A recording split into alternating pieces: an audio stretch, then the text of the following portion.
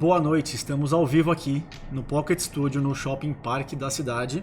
É uma iniciativa nossa, junto com a ação comunitária, contando com alguns colaboradores que a gente vai apresentar, para falar um pouco sobre segurança. É um assunto que a gente sabe que é bem complicado de se falar, né? Segurança, assaltos na cidade, São Paulo, essa megalópole. Então, sabemos que é um assunto muito sensível, muito complexo. É desafiador falar do tema, mas a gente vem conversando um tempinho desde o fim do ano passado com o pessoal da ação comunitária, que são os três que estão aqui na mesa comigo nesse momento, já falamos sobre eles, já falaremos sobre eles. E de conversas a gente falou, né, nós como cidadãos, nós como moradores, né, e cidadãos do bairro, da cidade, o que a gente pode saber, o que a gente pode trazer de informação útil, de informação legal para que as pessoas acompanhem. Então, de novo, sabemos que a questão de segurança, assalto, índices de assalto em São Paulo, roubos, nunca são índices baixos, são índices que a gente sabe que não são baixos, são situações que essa megalópole, o bairro, a cidade, a Zona Sul passam. Então a ideia aqui não é resolver nenhuma situação de segurança na cidade, mas sim falar de alguns tópicos que possam ser interessantes de utilidade pública para quem participa da live. Então sejam todos bem-vindos. Eu sou o Leandro, do Guia Chácara Santo Antônio. A nossa live a gente vai dividir em 4 tópicos. Primeiro a gente vai falar sobre a ação comunitária que tem aqui no bairro. Depois a gente vai trazer para falar sobre o policiamento civil com o projeto Detecta de algumas câmeras, que a gente vai falar, enfim, daqui a pouquinho. Policiamento militar, capitão Tiago Martins também estará aqui conosco num terceiro tópico. E um quarto tópico, João, que é consultor, especialista em segurança, também vai falar. Então vão ser 4 tópicos, a gente vai tentar aqui organizar o tempo para não passar. Muitas perguntas podem surgir, o Caio está ali atrás das câmeras, fazendo o gerenciamento aí das perguntas para a gente responder no final. O que não der, a gente depois junta tudo e responde, faz algum post contando sobre isso, mas essa vai ser um pouquinho da nossa dinâmica.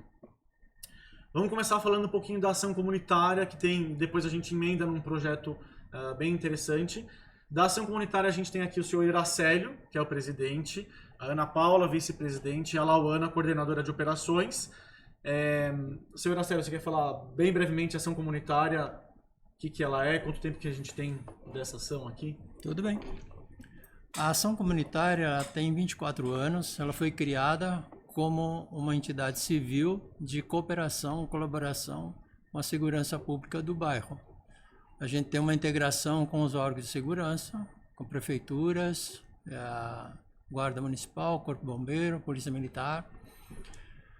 E a ação comunitária trabalha com o foco em rua, o espaço público, na rua. Nós não adentramos dentro dos condomínios, trabalhamos o conceito de segurança do bairro. Esse conceito é um conceito de visão para dentro de um bairro e do bairro para fora. O que realmente as pessoas podem fazer pelo lugar no qual elas vivem. O maior desafio é trabalhar em cima de segurança, que é o problema maior que nós temos e é o problema também mais difícil de estruturar, mais difícil de tratar e é coletivo. Não há segurança individual. A gente está sempre focalizando que o trabalho é comunitário. A ação comunitária, tanto a diretoria como os conselheiros, não são remunerados, é trabalho voluntário. O nosso destino, o destino do nosso trabalho é a comunidade, são os moradores dentro do bairro, os que vêm trabalhar no bairro. O bairro hoje tem mais ou menos 50 mil habitantes. Nós temos mais 60 mil habitantes, 60 mil pessoas que vêm trabalhar dentro do bairro, entra e sai todos os dias. A gente tem umas 110 mil pessoas. 110. E o problema maior é que as ruas se tornaram um lugar perigoso. Quer dizer, o espaço público de trânsito, aquele direito de transitar sem preocupação, deixou de existir. Hoje, os assaltantes são organizados, eles têm até centrais e se comunicam constantemente. A comunidade deve se organizar, esse é o maior desafio. O conceito geral na sociedade é que a segurança de um bairro deve ser restrita ao policiamento militar. mas a Constituição diz que existe a obrigação do Estado de fazer a segurança pública, mas é dever do cidadão cooperar com a segurança pública, fazer o que pode ser feito pela iniciativa privada e fazer cuidar do espaço onde nós estamos morando.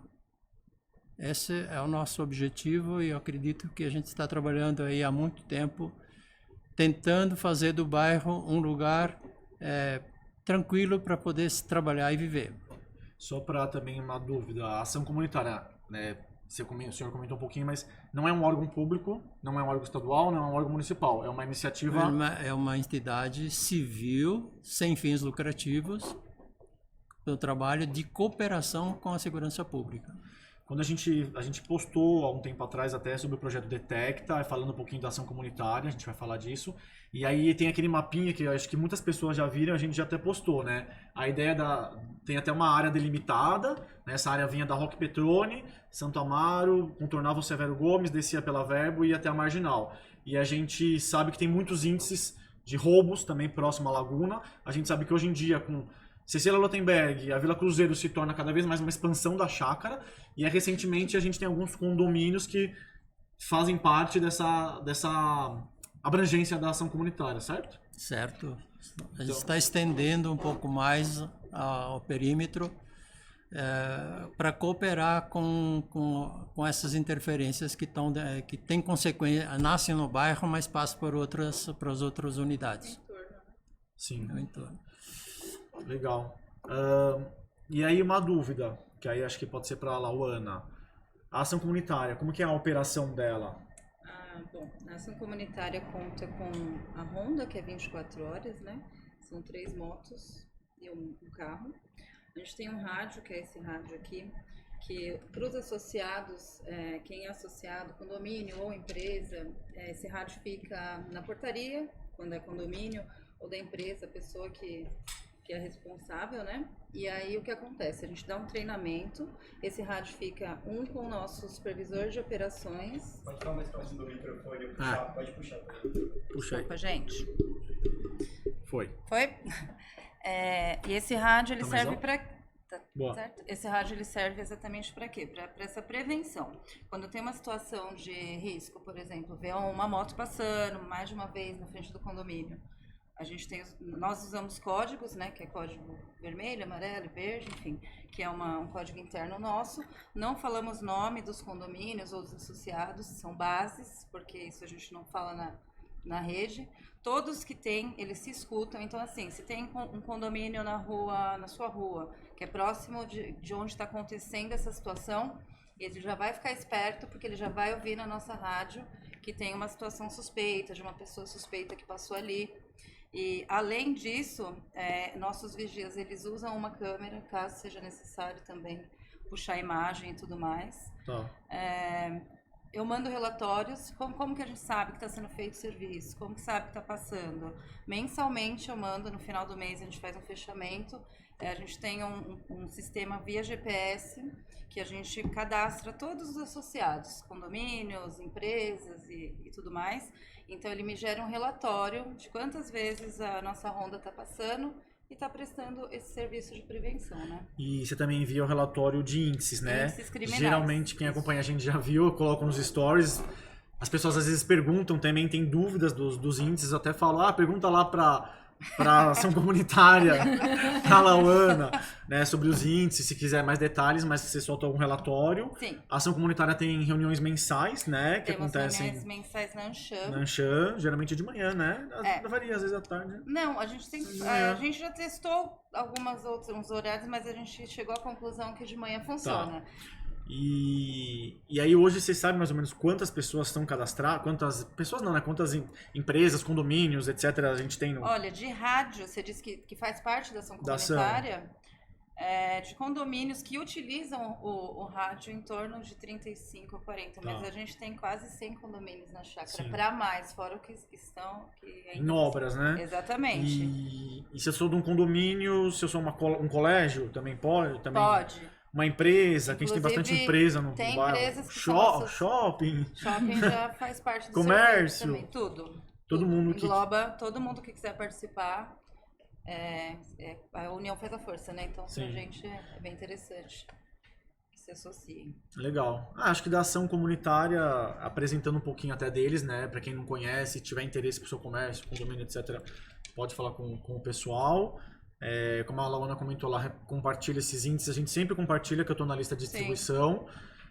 Se tiver alguma dúvida, tem umas coisas que eu não sei responder, mas aí, né? Tô aqui. Pode falar com a Laona. E a gente fez uma reunião recentemente com vocês lá, acho que já tem uns 5 meses, acho que foi outubro. Foi o ano passado. Que a gente tem, né, tem um projeto que está em desenvolvimento, que é o projeto Detecta, que agora mudou de nome, né? Que Muralha Paulista. Muralha Paulista, Isso. que é sobre a implementação de algumas câmeras para blindar a região no sentido de, né, Uma um muralha. perímetro, né, uma muralha de câmeras.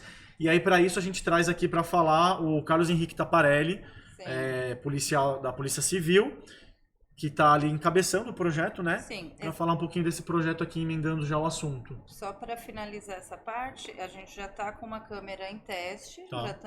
já fizemos, né, a parte final, e aí a parte mais técnica o Taparelli vai falar aí para vocês. Tá legal. E tem a Ana Obrigado. Paula, que é a nossa vice, a Beleza. vice-presidente da ação comunitária.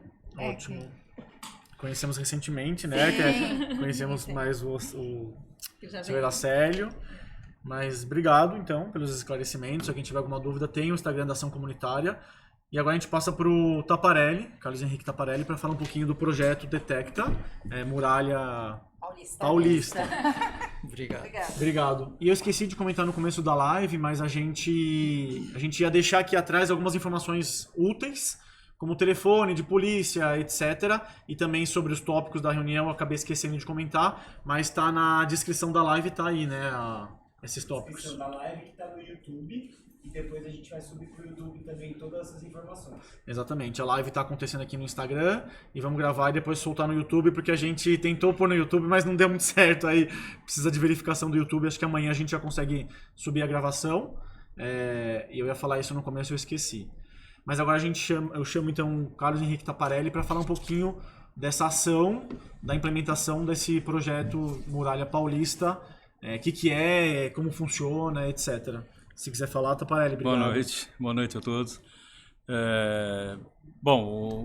O Detecta é um sistema, na verdade, um grande integrador de bancos de dados, né? Ele congrega informações aí de Polícia Civil, Polícia Militar, Polícia Científica, prefeituras. Prefeituras contribuem bastante com imagens de câmeras e, o mais importante para nós, a leitura de placa. Tá? É um recurso que hoje é possível fazer, tendo uma boa imagem de uma câmera, uma boa resolução, a gente consegue extrair a placa dos veículos que passam por ali. E todas essas leituras de placa ficam armazenadas. Então, para a Polícia Civil, isso é uma fonte de investigação muito grande, muito boa, né? E o que a gente está implantando agora em todo o estado, a Muralha Paulista, né? Nós temos 98% dos municípios do estado já conveniados com a Secretaria de Segurança. Quer dizer, todo município que tem os seus dispositivos de câmeras, né? Eles podem encaminhar as imagens e as leituras de placa também para o sistema, para esse integrador de informações que é a Muralha Paulista, né? E aqui na Chácara, a Chácara, eu acho que a pioneira de São Paulo, a primeira associação de bairros foi Alto de Pinheiros, né? Mandando apenas imagens, né? A Chácara agora foi a segunda entidade conveniada aqui com a Secretaria. Hoje nós temos cerca de 25 ou 26 já entidades, associações de bairro, tanto da capital como do interior, de municípios do interior, e isso tem crescido bastante, tem aumentado bastante, né? A gente está estudando a integração com empresas, ainda é uma iniciativa. Em princípio, a Secretaria só quer convênios com entidades sem fins lucrativos, né? Para que esse convênio com a Secretaria não se torne um diferencial, que a empresa vai poder competir com as outras, falando, eu tenho integração com a segurança e você não tem, então eu sou melhor que você. Então, a gente está evitando que isso aconteça por enquanto, né? Mais entidades de bairro mesmo. E aqui na Chácara nós estamos fazendo um teste com uma câmera dessas instalada ali na frente da ação comunitária, né? Tem dado certo. tem coletado as placas dos veículos que passam por ali. Como teste a gente viu que deu certo, né? E a ideia é colocar no entorno da chácara, realmente. Eu não me lembro, Araceli, quantas câmeras vão ser? 50 câmeras aproximadamente, né? Em todas as ruas que dão acesso à chácara e para ter as leituras de placa armazenadas, né? A gente, além do imediato, além dele dar o alerta dizendo, olha, passou um veículo aí com queixa de roubo, queixa de furto, né? Esse alerta cai automaticamente para o sistema radar da Polícia Militar, né? E fica armazenado no sistema lá no Muralha Paulista. Então, coletando informações assim que a gente vai poder dinamizar mais a segurança do bairro, o policiamento do bairro. Essas câmeras, elas são sempre lá em cima, assim, são colocadas... A gente tem depende? Tem que estudar bem a posição da câmera, né? Ela não pode estar muito alta, porque senão ela não vai ter um ângulo de visão da placa mesmo, Tá. né? Ela tem que estar realmente um pouco mais baixa, mas não nível do chão, nível do sol. Ela tem que estar protegida também de vandalismo, né? Então a gente tem que colocar num lugar estratégico ali que dê um bom resultado. Isso é uma combinação tanto da posição da câmera como da empresa que faz a extração da placa daquela imagem que está sendo gerada. Então a gente faz um teste, como aconteceu lá na chácara, né? A câmera está, acho que a uns 2 metros de altura, né? Mais ou menos isso. 2,5 aproximadamente, e tem dado certo, né? Quer dizer, ela está bem protegida, ela consegue capturar a placa dos veículos que passam ali. Quer dizer, como o teste funcionou bem, agora vamos começar a espalhar nas outras entradas do bairro. A gente vai ter problema assim de, eventualmente, colocação de poste, alimentação da câmera com energia elétrica, pode ser um painel solar que alimente a câmera. A transmissão da imagem pode ser por chip, por 4G do celular, ou se a gente colocar numa empresa, pode utilizar a rede da própria empresa, sem custo nenhum para a empresa, né? Isso que é importante. E aí até falando das 50 câmeras, mais ou menos, né, que o Iraceli falou. Aí vocês estão estudando os melhores pontos e a ideia é, dentro desse perímetro, fazer uma blindagem, uma muralha para captar todas as entradas e saídas do bairro, é isso? Sim. Esse convênio que é firmado com a Secretaria de Segurança, e tem um item lá importante que o posicionamento da câmera tem que ter participação tanto da Polícia Militar como da Polícia Civil. Quer dizer, não basta só a comunidade ou o bairro, o município escolher o local. Tem que ter a participação das polícias locais dizendo esse ponto é de interesse ou não adianta colocar a câmera aqui, por aqui não tem nada importante que acontece, né? Às vezes tem uma praça que tem mais interesse em visualização daquela praça, que nem circula carro, mas é bom saber como é que está a situação naquela praça, né? Do que numa rua que eventualmente pode ficar desprotegida, que não vai ter nada perigoso acontecendo por ali, né? E na prática, se a gente for resumir assim, as câmeras, ela é alguém olha para isso, é mais no sentido de, você comentou, se algum carro passar, então ela já tem um tipo de mapeamento de possíveis suspeitos. Na prática, assim, eu, cidadão, me sinto mais seguro com a câmera, por quê? Sim, é a sensação de segurança. É a sensação de segurança. É coisa que eu comentava bastante com o General Campos, né, o antigo secretário de Segurança, que falava, General, a gente não tem, nós recebemos as imagens ao vivo, tá? Mas ainda não guardamos essas imagens, elas não ficam gravadas no nosso sistema. É recomendado em cada convênio feito com uma entidade, com uma prefeitura ou com uma associação de bairro, é recomendado que grave por 30 dias. Tá? Mas nem sempre tem condição financeira para isso, porque isso tem um custo, né? E eu comentava, General, puxa vida, isso, ele falou, o que nós vendemos é a segurança, sensação de segurança. Isso não tem preço, sabe? Isso é uma câmera colocada ali, dá uma sensação pro usuário, né? Para quem está ali em volta, ele fala, bom, eu estou seguro porque tem uma câmera aqui apontando. Né? Você comentou de Pinheiros, e esse projeto já funciona em Pinheiros ou não? Não, funciona. Eles têm, eu não me engano, acho que são 9 câmeras mandando imagens ali, principalmente a praça ali do Pôr do Sol, né? Eles mandam a imagem para o Detecta, mas também assim, só enviam ao vivo as imagens. Nós estamos agora com o Muralha Paulista, nós vamos dissociar a parte de câmeras do sistema do Muralha Paulista, criar um sistema próprio só para câmeras, tá? Armazenar essas imagens agora. Nós temos lá na secretaria, foi adquirido recentemente um computador de grande capacidade, né? Ele vai poder armazenar as imagens ali, a gente não definiu ainda o período de tempo, talvez os 30 dias mesmo, né? Ele armazena essas imagens que ficam disponíveis para futuras investigações, né? Agora, o alerta, a leitura de placa é imediata.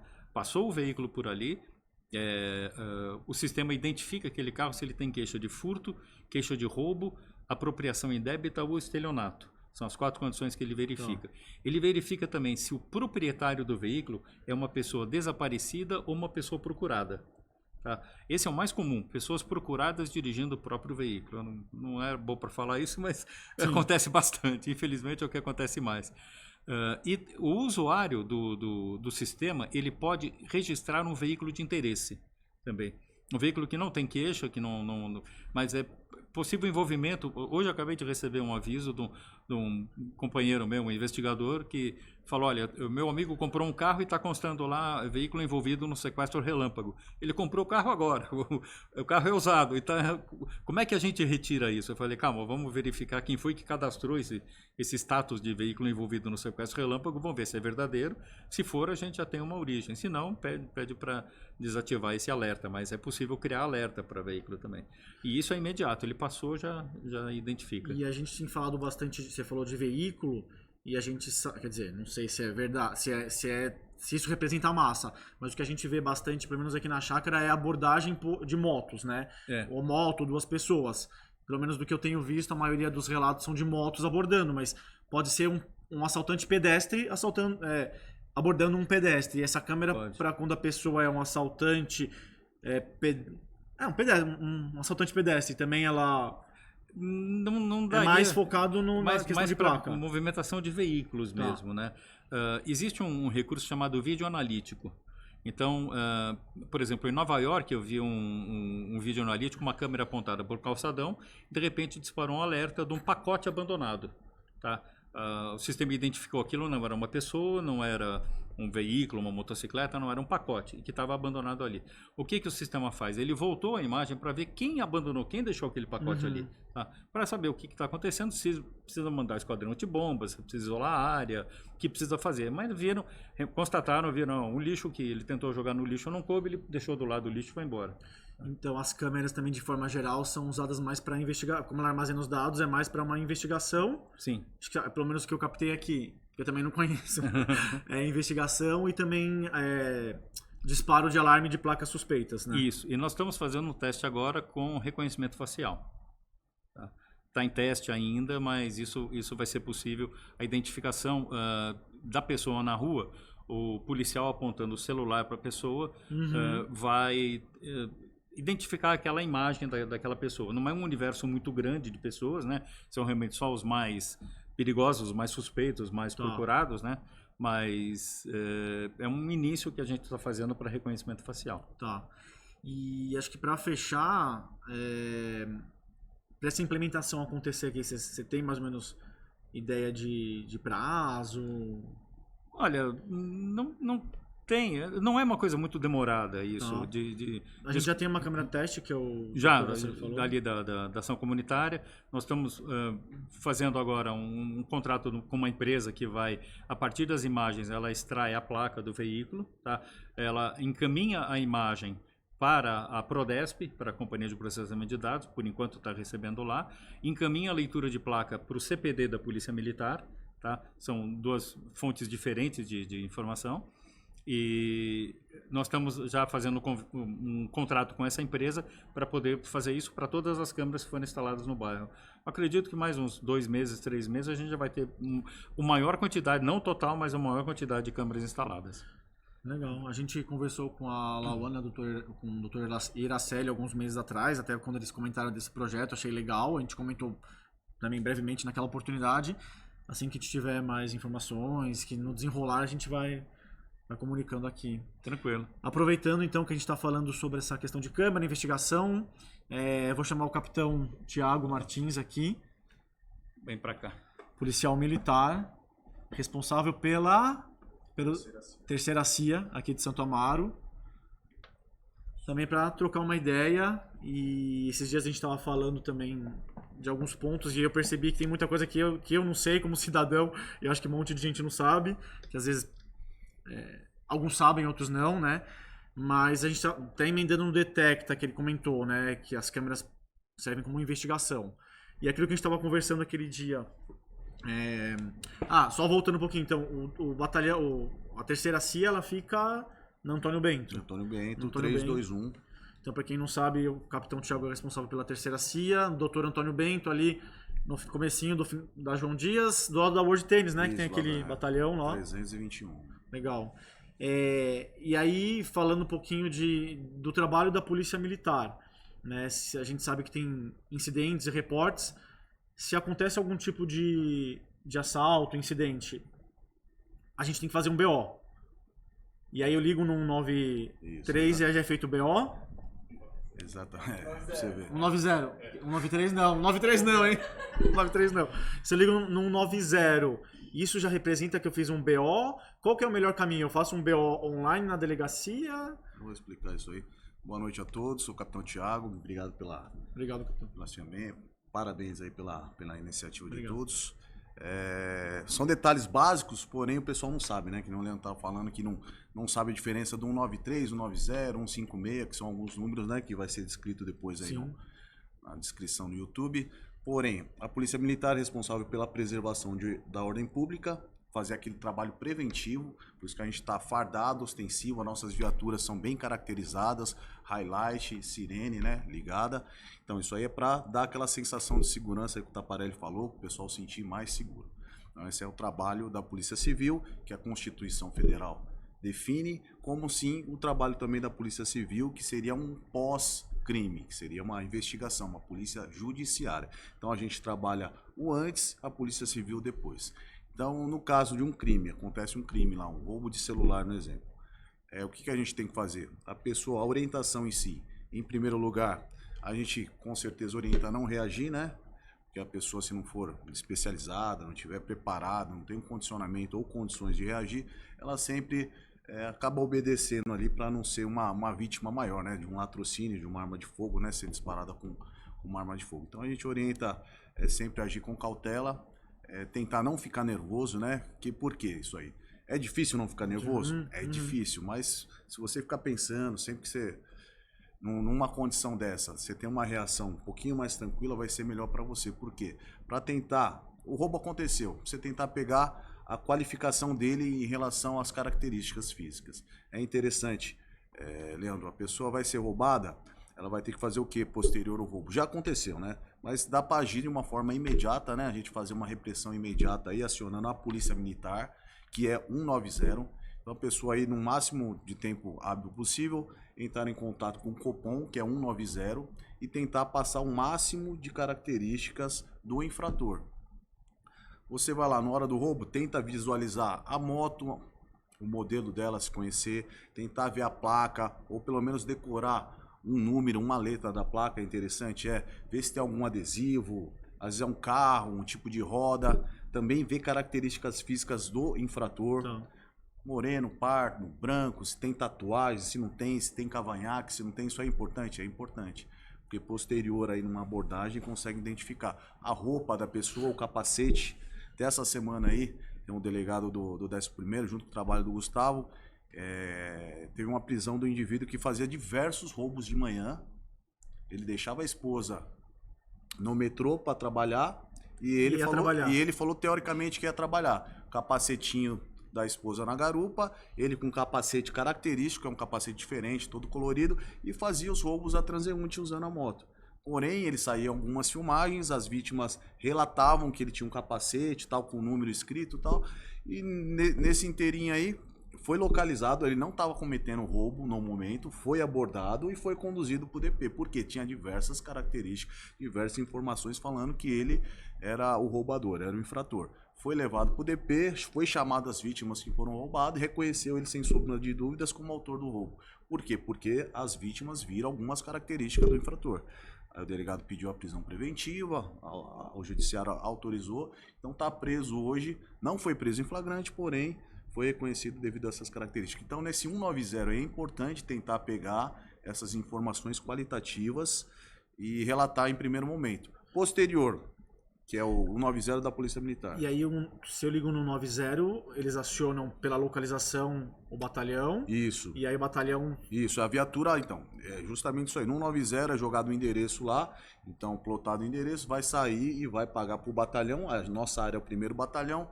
a área da Chácara Santo Antônio divide terceira e quarta companhia, mas o talão do Copom na rede rádio é direcionado à viatura mais próximo para o 90. Então é jogado na rede rádio, quando é uma ocorrência grave, vai até mais viaturas no apoio, né? Dependendo da ocorrência da gravidade. Então a viatura mais próxima aí para tentar chegar o mais rápido possível para o atendimento ao cidadão.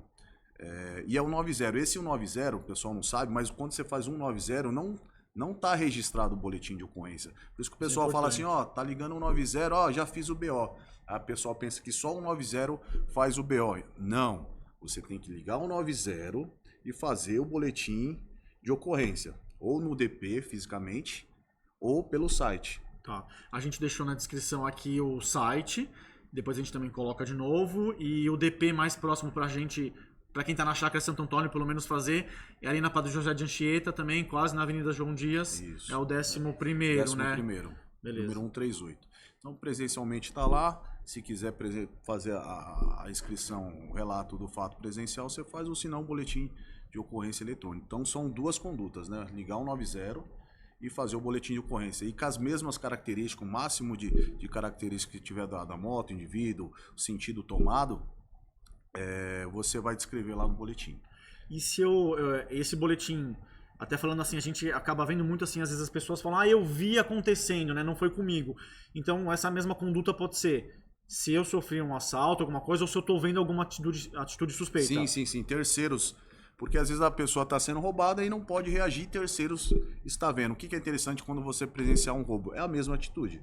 Como cidadão, como dever, como coparticipação aí na ajuda do Estado da Segurança. É interessante o indivíduo aí que está visualizando ligar o 90 e passar o máximo de características, os locais que está vendo, alguma coisa assim. Por quê? A pessoa às vezes foi roubada, está traumatizada, tal, sem o seu celular, e você passando ali pode ajudar? Ajuda muito. Você está vendo um roubo em andamento, uma atitude flagrante ali de delito acontecendo. Então é interessantíssimo aí você pegar. Adianta ligar o 90? Lógico que adianta. Ali vai ligar o 90, em minutos ali vai estar uma viatura ali que pode estar prendendo o infrator da lei. Tá. Por isso que a participação é muito interessante. E aqui na região que você atua, a gente sabe, principalmente no fim do ano, a gente sabe que teve aumento, geralmente tem, né, por causa das saidinhas. Em geral aqui na Chácara, Santo Amaro, onde que você vê as maiores incidências criminais? índices, sei lá? Então, pela característica da área que eu comando, que é a terceira CIA, ela faz a parte ali de Santo Amaro, Lago 13, e também desce ali pela Laguna, Chácara Santo Antônio, Vila Cruzeiro. A Chácara Santo Antônio divide entre a terceira e a quarta CIA. Tá. Porém, onde tem maior concentração de pessoas na área da minha companhia é na região de Santo Amaro, Lago 13, por ter bastante faculdade, comércio, tem ali o trem também, a estação Santo Amaro. A estação, né? Santo Amaro, que tem um grande fluxo de pessoas. Então, o índice maior de criminalidade que tem de delitos é em Santo Amaro. Então, é baseado no que? A estatística, a gente trabalha o policiamento em si de forma técnica, a gente atua de forma técnica. Então, direcionamento do policiamento seria um pouquinho mais com a ênfase, onde tem mais pessoas, onde ocorre mais delito, que é na Chácara, na Lago 13, ali nas proximidades do terminal. E lá delito, a maioria é tipo roubo. A maioria é roubo. Tem furto, muito furto, né? O que é a diferença do furto e roubo? Furto é quando levam e você não vê, não houve agressão, né? O pessoal ainda fala roubo, furto, roubo, furto. Então a diferença é essa aí. Roubo é quando tem uma ameaça, apresenta arma, é um crime mais grave, que a pena é mais grave, onde traumatiza a pessoa. O furto é aquela lá onde não há violência. Tá. A gente usa, acho que, pelo menos eu, né? Muitas pessoas usam o roubo como generalizado, isso, né? Isso, Mas o furto foi roubado, não. Roubado, no furto é que lá, você deixa o veículo estacionado lá, você vai trabalhar, quando volta o carro não tá mais na via, isso aí é um furto. Roubo é quando você tá parado, estaciona lá, o cara vem com a arma, passa o veículo. Aí você desce, tá com uma arma na mão, um crime mais grave, mais traumático, né? Mas em relação aos índices em si, nosso lá do 1º Batalhão, a gente teve a redução. Então tá sendo reduzido o crime de dezembro, de novembro para dezembro, de dezembro para janeiro. Então uma redução bacana aí na região do 1º Batalhão. E por quê? Porque a gente está trabalhando. Eu tenho os números aqui, ó, vou apresentar aqui, tem uma colinha, mais ou menos de 2023 na área do 1º Batalhão. Você pensa que é pouco? Mas é muito. Ó, na região ó, teve 59 armas apreendidas no 1º Batalhão. Esse 1º Batalhão é Santo... ela pega a parte do São Luís, do outro lado da Marginal. Tá bom. Então, mas é uma região toda, porque o pessoal que tá lá rouba aqui, bastante, né? O pessoal que tá do outro lado também rouba aqui. O ladrão não sabe a diferença entre bairros, para ele, onde tiver oportunidade do cidadão, ele vai lá roubar. Então a gente trabalha nessa área e acaba aprendendo os ladrões, às vezes rouba aqui e a gente prende do outro lado. Por isso que a gente faz essa contabilidade aí de flagrantes. Então, ó, 59 armas apreendidas, simulacros de arma de fogo, 65, simulacros é arma de brinquedo. Tá. Onde a pessoa às vezes é abordada sem cometer o crime, tá ali com a arma e não, teoricamente, não cometeu crime nenhum. É conduzida por DP, você sabe que ela vai roubar, você sabe que ela vai cometer crime, mas não roubou. Então não tem como fazer a prisão dessa pessoa. Aí ela vai lá ser qualificada, há uma apreensão de objetos, se bater alguma característica, às vezes, por isso que é importante, uma característica do infrator que cometeu um crime antes, e bater com a característica desse cara que foi abordado com simulacro, pode ser que seja feito um reconhecimento de uma vítima. Então vou falar mais os dados aqui, ó. Quase 700 pessoas presas. Então no ano aí quase 700 pessoas. Não prende, a gente prende muito. A Polícia Militar, a Polícia Civil prende muito. A gente trabalha muito. O problema é que tem muito infrator, muita gente roubando. Tem a legislação que é branda, tem a parte da audiência de custódia, né, que o pessoal acaba saindo no dia seguinte, né, e volta a roubar. Tem a incidência que você falou das saidinhas, né, onde o pessoal sai, rouba e não volta para cumprir a pena. Teve agora, né, a aprovação no Senado, né, alguma coisa. Teve um projeto de lei essa Projeto semana. de lei da extinção da saidinha. Agora voltou para a Câmara dos Deputados. Vamos ver se vinga aí, que é o projeto aí que tem um apoio forte do secretário de Segurança, o capitão Guilherme Derrite, que é meu amigo, é conhecido, é um cara, né, batalhador, é um cara que está preocupado com a gente, junto com o governador Tarcísio. Então, o pessoal aí que tá lutando bastante para a segurança pública de toda a população. E aí, até falando um pouquinho do que a gente recebe, né, vira e mexe, até você falou dos índices, a gente compartilhou umas 3 semanas atrás uma matéria do Estadão que eu achei. Então até legal para todo mundo ter uma noção. Em São Paulo, pelo menos lá o que o Estadão usou como roubo, 133 mil roubos na cidade de São Paulo em 2023. São 93 DPs, pelo menos isso foi o que falou o Estadão. Se a gente faz essa conta, dá mais ou menos 1.500 roubos por DP, por ano. E se a gente faz essa conta, dividindo por 365 dias, dá 4 roubos por dia por distrito. Então, enfim, mais para ter uma ideia, a gente compartilhou num post de alguns dias atrás que são 133 mil roubos que aconteceu no ano passado em São Paulo, que dá na média aí, considerando 93 DPs, 1.500 roubos por DP por ano. 4 roubos por dia por DP. Então pra gente ter essa noção de que, infelizmente, né? Roubos acontecem. Infelizmente são 4 por dia por DP por distrito policial, né? Então você estava falando dos índices, eu lembrei disso, mas o que eu ia falar a gente recebe também mensagem assim do pessoal, teve um assalto aqui, teve um assalto ali, esse cara aqui que pegou na câmera eu acho que já viram. Esses roubos, pelo menos da sua competência, da área que você atua, geralmente você vê assim, são as mesmas pessoas, é um grupo, é muito variado, porque no fim das contas acho que é uma organização, né? Você fala assim, esse negócio de ouvir falar, ouvir dizer é meio complicado, né? Se você não tem a certeza de acusar ou imputar um crime a uma pessoa, é meio complicado se você não tem prova, se você não tem vítima. Então a gente faz as coisas estritamente na lei, né? Então o reconhecimento de pessoas, tem a certeza? Não, se eu tivesse certeza a gente prendia e levava para o DP. Isso aí depende muito da vítima. A vítima se viu ou não viu, se reconhece ou não o infrator da lei, ela pode dizer se foi ou não cometido o crime contra ela. Então, não dá para saber especificamente se é a mesma pessoa ou não, mas são muitos ladrões, eles não só roubam nessa área, eles também não ficam roubando em uma área única, eles vão roubando em diversas áreas, justamente para não ter aquela repetitividade do pessoal roubando, porque ele vai saber o modus operandi. Se ele ficar roubando sempre na mesma área, com a mesma moto, a mesma característica, ele sabe que uma hora ele vai ser preso, porque a gente vai ficar de olho, o pessoal aí, os vizinhos, a comunidade vai saber quem está roubando. Então, o cara que repete muito assim acaba sendo preso, mas se ele não é preso aqui, às vezes ele acaba sendo preso em outra área, um cometimento de delito. Mas especificamente não dá para saber, porque é uma organização criminosa, o pessoal vive disso, né? Não fala que é trabalhador, não é. É criminoso. Criminoso e teoricamente seria a profissão dele. Que às vezes eu tenho a sensação de que a gente vê lá um cara e alguém fala, pô, já vi esse cara aqui. Mas às vezes se ele é pego, ele vai ser, sei lá, substituído por um outro da organização, né? Teoricamente, assim, não há vácuo no poder, né? Se tem alguém, se o crime está precisando levantar um dinheiro, alguma coisa assim, vai botar alguém para trabalhar para o crime organizado. E se a pessoa está precisando de dinheiro, ele não vai trabalhar, ele vai lá e vai roubar. Então, o crime organizado não é fácil, então, é um trabalho muito complexo aí, depende de muitas instituições, a parte cultural, mas a população é essencial aí. Tem os projetos de vizinhança solidária que a gente trabalha, tem na Grande Julieta, tem na já tem Vila a vizinhança Almeida, solidária. tem, isso aí também é o pessoal muito participativo. Tem o Conselho de Segurança Comunitário, o CONSEG também, que é bem atuante na área, que ajuda também essa parte da população. Então, parabéns a todos aí que participam nessa parte de voluntariados, né?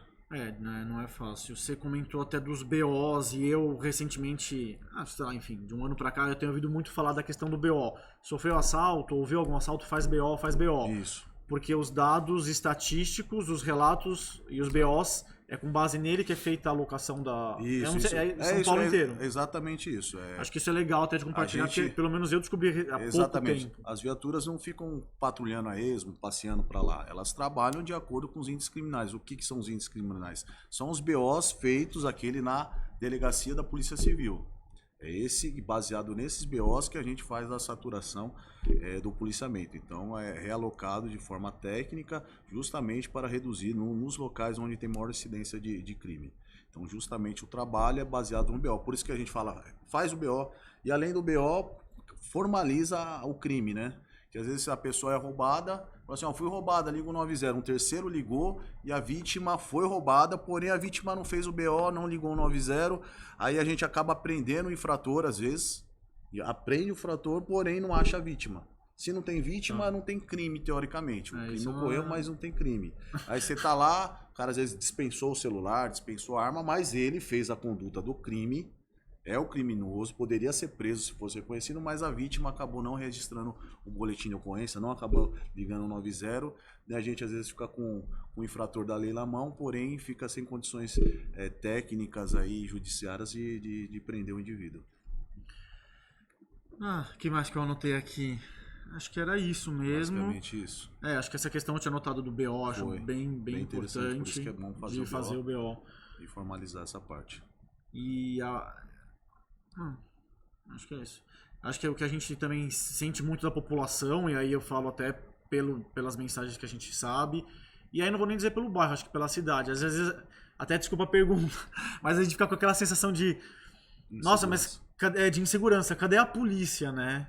Então, infelizmente não dá para colocar uma viatura em cada esquina. A gente tem limitação de efetivo, mas é o suficiente para São Paulo. Tanto que os índices estão diminuindo. Temos um primeiro batalhão, o índice diminuiu de crime. Falar que não é suficiente, é uma condição ideal, não é. Mas tá fazendo a redução, não tá tendo aquele aumento, tá tendo a redução. O pequeno aumento que eu falei, já tinha conversado com você antes, era aquela do furto de veículo, é deixar na nossa área, eu digo pela área do primeiro batalhão, é de deixar o veículo estacionado lá e trabalhar quando voltar ele não tá lá. Então tem uma quadrilha na região aí da Laguna, Santo Amaro, Chácara Santo Antônio, que está fazendo essa subtração de veículo aí no caso de furto. Tanto moto quanto veículo 4 rodas. Então o pessoal aí ficar atento para não deixar motos na rua, é mais fácil tentar deixar em estacionamentos pagos aí para não ter o seu bem tomado, subtraído. Tá legal. Beleza? É isso. Pessoal, estamos à disposição. Antônio Bento 321. Se quiser, pode passar lá. Estamos sempre lá, Polícia Militar 24 horas. Parabenizar também o comandante do batalhão hoje, Coronel Roldan, foi promovido a Coronel Full. Então, uma promoção que honra a gente aí, que está trabalhando com a gente até agora. Acho que uns 2 anos de comando ele foi promovido. Então, parabéns aí, Coronel, pela promoção. E é isso aí. Estamos à disposição. Obrigado, capitão. Tá vendo? A gente fecha então aqui. Eu não sei se tem alguma pergunta aí. Não. A gente responde mais pro final. Certo. A gente vai chamar o João agora então aqui. João Jauichi, consultor em segurança. Aí a nossa ideia aqui, na verdade, é que ele traga algumas dicas. Aí, lógico, algumas das dicas talvez algumas pessoas já conheçam, seja alguma dica batida, para algumas pessoas vai ser uma dica nova, algumas informações que o próprio João vai falar, como consultor de anos em segurança, para dicas de segurança. E eu acho que a primeira dica é do tipo, não anda com o celular na mão, na rua. Mas, tô brincando, mas acho que é uma coisa que é meio óbvia, mas acho que vai ter algumas dicas, eu não sei quais são as dicas que a gente sabe, outras que a gente não sabe, algumas podem ser um pouco banais para uns, outras nem tanto para outros, mas a ideia então é trazer o João, que é especialista em segurança, para falar um pouquinho. E aí você até me comentou que o que você fala é da porta para dentro, né? Então, prazer, né? Obrigado. Pelo convite. Na verdade, a gente conheceu você por indicação da Lauana, né? E aí, eu acho que também, eu não sei se você pensou nisso, mas na questão de segurança, essa questão de troca de mensagem, né? Que hoje em dia a gente vive no mundo digital. Então, aconteceu uma coisa aqui, as pessoas estão postando no WhatsApp, no Instagram, a gente acaba recebendo muito mensagem. A gente tenta filtrar também até para postar, né, o que está acontecendo. Não que a gente vai conseguir atuar em cima disso, mas às vezes a gente dá visibilidade, né, para os órgãos competentes saberem o que está acontecendo, para os moradores saberem o que aconteceu. Às vezes é numa região aqui, às vezes é na região de lá. Mas quais são as dicas, o que você pode falar para a gente, então? Obrigado por estar aqui na mesa. Eu que agradeço o convite, pela confiança. Boa noite a todos que nos acompanham. Leandro, ao longo do tempo eu procurei concentrar a situação não em dicas, que tem tanta coisa que acontece, haveria tanta dica que confunde as pessoas que não militam nessa área. Então eu procuro concentrar em conceitos. O conceito principal que eu procuro adotar é o seguinte: oportunidade, evitar oportunidades, ter comportamentos preventivos. Porque a grande maioria dos eventos que acontecem de furto ou roubo é por uma questão de oportunidade. Certa vez, participando de uma pesquisa no estado do Paraná, nós fomos conhecer, através de uma instituição, o que pensam os presos. Um deles me falou um negócio que me marcou, isso aí foi no ano 2000. Falou para mim, numa conversa informal: doutor, se eu não vejo, eu não desejo.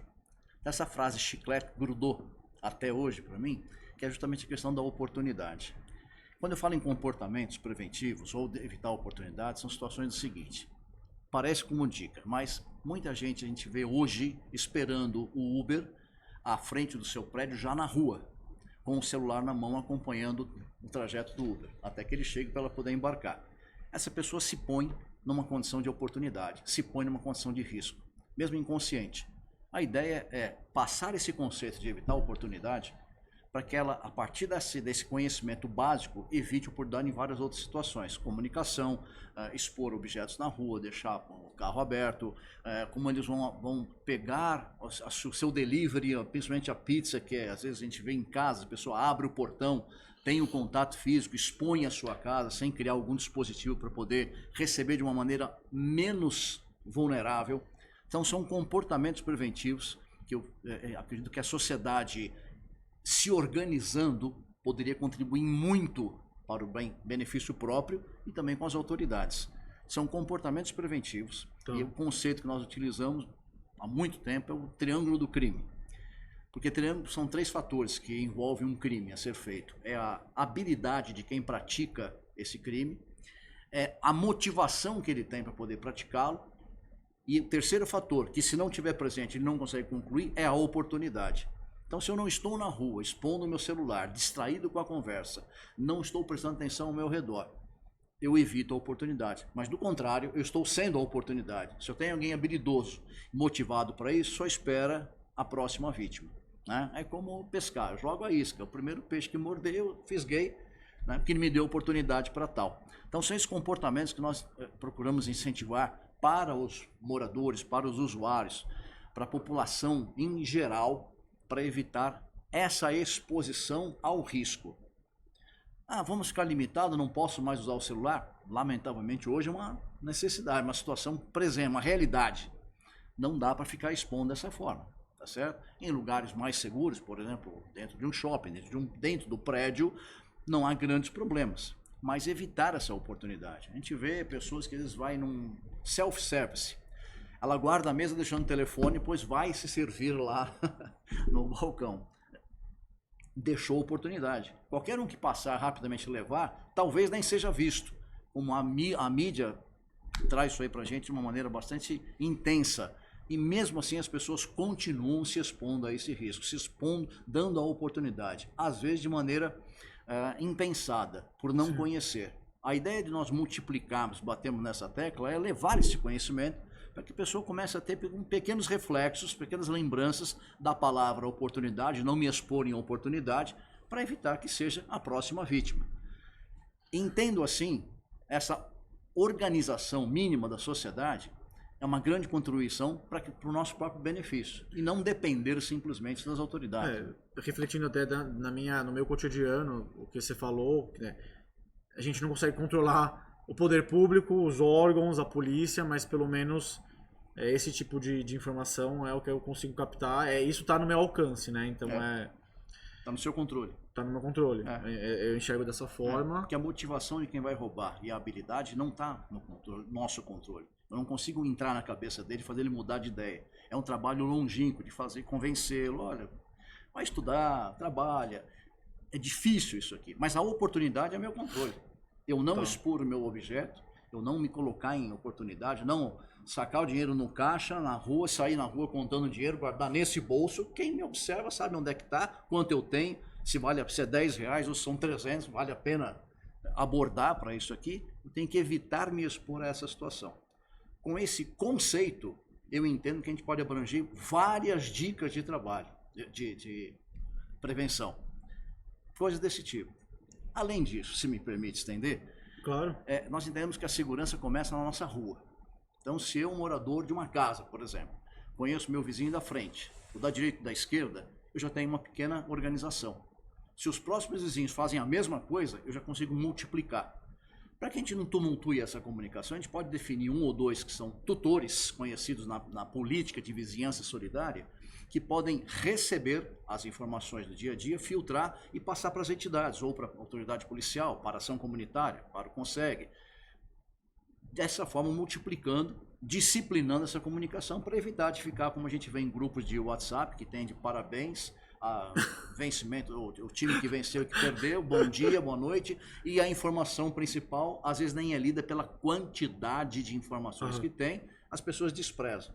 Se eu focar na emergência ou filtrar aquela situação, eu consigo ter mais êxito nesse tipo de trabalho. Aí chamamos de segurança colaborativa, que é simplesmente um colaborando com o outro, tá certo? Eu brinco muito, faço uma analogia que você tem uma mesinha de café com açúcar. Eu ponho açúcar no café, cai um grãozinho na mesa. Tem uma, duas formigas que eu dou um tapinha lá, consigo eliminar. Agora mexe no formigueiro, deixa a mão lá meio segundo. Se você não leva centenas de picadas. Aquela coisinha pequenininha que eu esmaguei com o dedo. Se nós nos unirmos nessa situação, ou seja, organizadamente, dentro especificamente da legislação, a gente tem um resultado muitíssimo maior. A questão é que a gente dispersa. A gente vê em prédios que as pessoas do mesmo andar se conhecem pelo bom dia, boa tarde, boa noite, chove ou não chove, está calor, está frio. Não há comunicação. Nas residências também tem esse tipo de falta de união. A pessoa não tá unida, não está colaborando uma com a outra. E hoje em dia, cada vez mais as pessoas têm menos tempo de interagir, né? Porque assim, a vida é bem corrida, né? É bem complicado, né? Mas basta acontecer um evento que todo mundo se une. Após evento, né? E a gente teria que trabalhar antes, que é mais barato, mais tranquilo, mais suave. Pós-evento é traumático, é doloroso, é custoso. A ideia é trabalhar na prevenção. Tá? Você falou, desculpa te cortar, você falou de algumas coisas, eu lembrei assim de clausura, né, de condomínios que tem, de casa ou de prédio, não só para carros como para pedestres, e eu lembrei do passa-pizza, né, que hoje em dia é passa-delivery. Antigamente não era tão comum, né, e hoje em dia você vê que todos os prédios mais recentes ou os que já são prédios um pouco mais antigos, fizeram obra. Eu acho que isso é uma coisa legal, né? Uma adaptação. Porque eu não sei, dentro da casa da pessoa, se ela consegue no portão, pra não se expor, não sei se estou falando besteira, se na casa da pessoa se ela não consegue fazer tipo esse passa delivery, pra ela não ter que ter o contato de abrir o portão com o entregador, ou pra ficar exposto à rua, né? Eu vejo o seguinte, cada caso tem que ser pensado particularmente. Não dá para ter uma bala de prata, um copia e cola. Cada situação tem que ver um mínimo de um projeto, um estudo básico para verificar quais são as condições daquele lugar. A dinâmica, o movimento, como é que faz, o tipo de portão da casa, nem todos dá para fazer. Exatamente. Então é preciso fazer um pequeno estudo, que denominamos projeto, para que não saia gastando dinheiro além ou aquém da necessidade, tá certo? Um projeto de forma independente, onde você consiga estudar aquela situação para poder descrever o que vai ser feito, quais são as recomendações para aquela situação. Não existe uma consciência, o que eu chamo de consciência geral é uma situação geral, é a consciência de todos. Se todos pensarem de uma maneira, um objetivo comum, nos esforçar para esse tipo de situação, para esse tipo de solução, para resolver essa questão, costuma trazer resultado. Exemplo, aquela pracinha que está abandonada. Se eu for só depender da prefeitura, pode demorar, pode resolver, mas demora um tempo, porque tem outras milhões de pracinhas iguais. Se a gente se junta num sábado, cada uma vassoura, um facão, não sei o que, limpa, pinta, brinca com as crianças, faz uma brincadeira, a gente tem a pracinha em um final de semana revitalizada. Ela deixa de ter o aspecto de abandono. Abandonada como está, vai ser mal utilizada. Ou para alguém que vai morar, ou para uso de substância ilícita.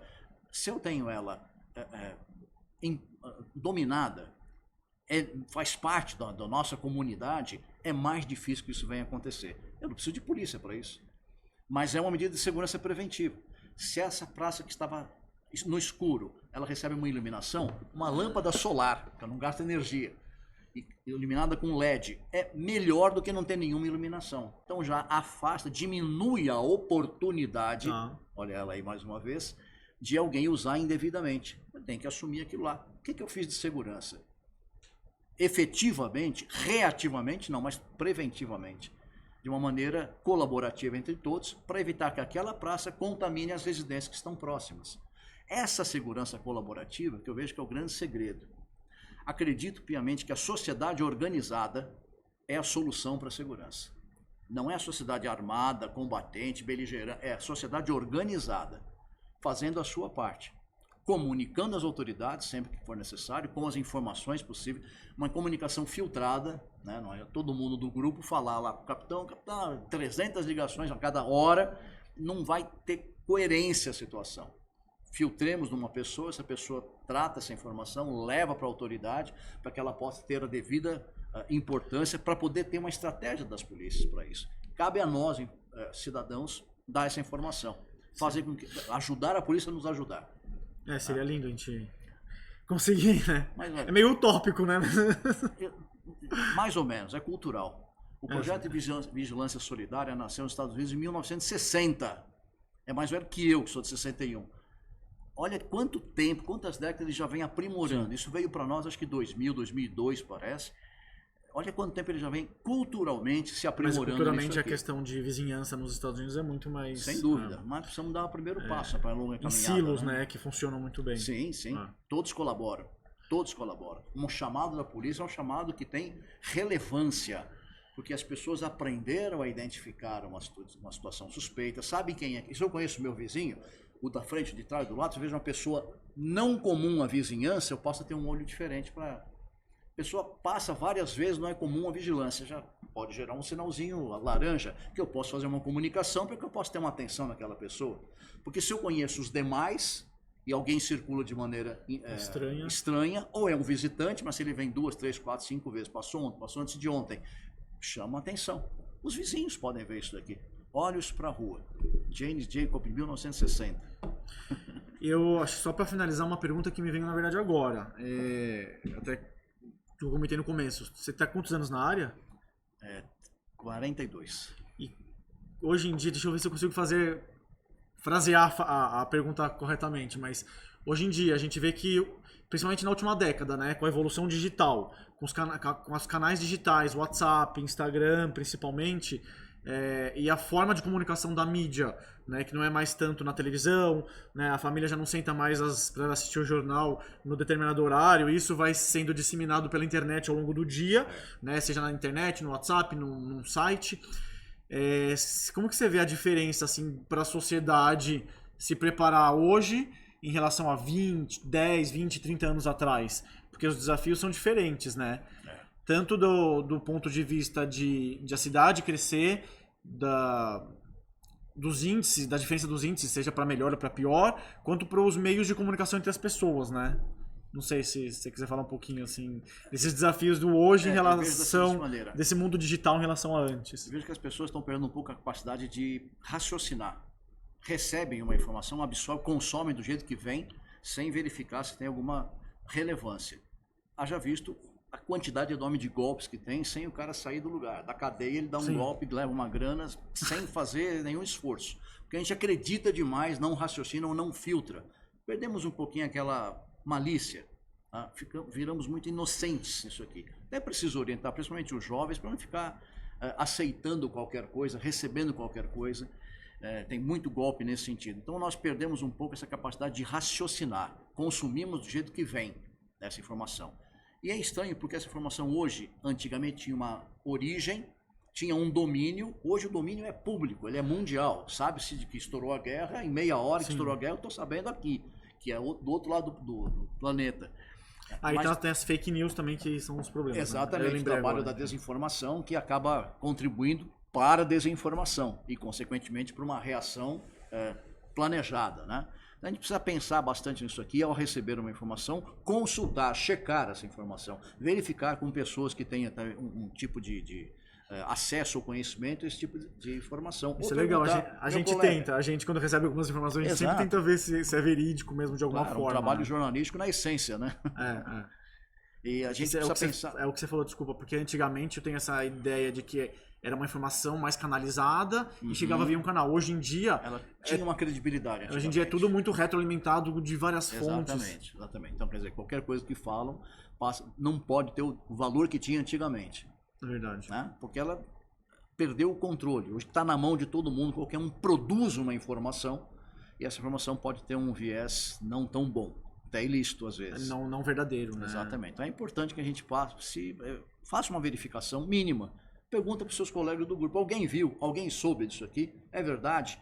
Sempre vai ter alguém, sempre, é impressionante, sempre vai ter alguém que tem alguma informação, que tem uma fonte confirmando ou falando que, esquece que não existe isso daí. Isso parece besteira, mas hoje em dia é o que eu falo, com fake news, com a quantidade de informação que a gente passa tão rápido, é bem... É engraçado. Você praticamente dá o veredito com uma pessoa na manchete, né? Sem saber o que aconteceu realmente, sim. Né? E casos vários tivemos aí.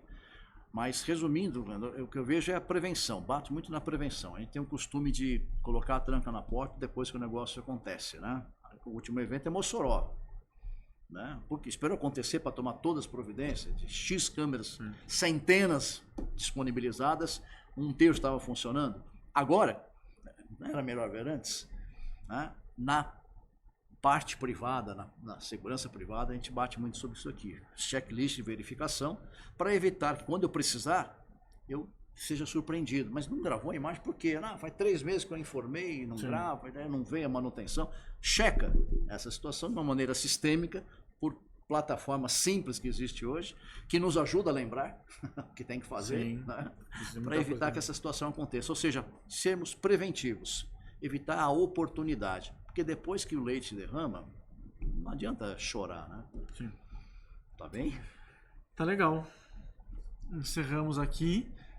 Obrigado também por você. Obrigado a todo mundo que participou, que apoiou aqui as discussões, a nossa rodada de conversa. A todos que participaram, ouviram a live. Daqui a pouco a gente solta um post também com algumas informações importantes de IBO, 156, 156, 190, 192, 193. E é isso. De alguma forma, eu espero que tenhamos ajudado todos aqui, dado dicas boas, informações importantes. E nos vemos na próxima live. Boa noite, obrigado.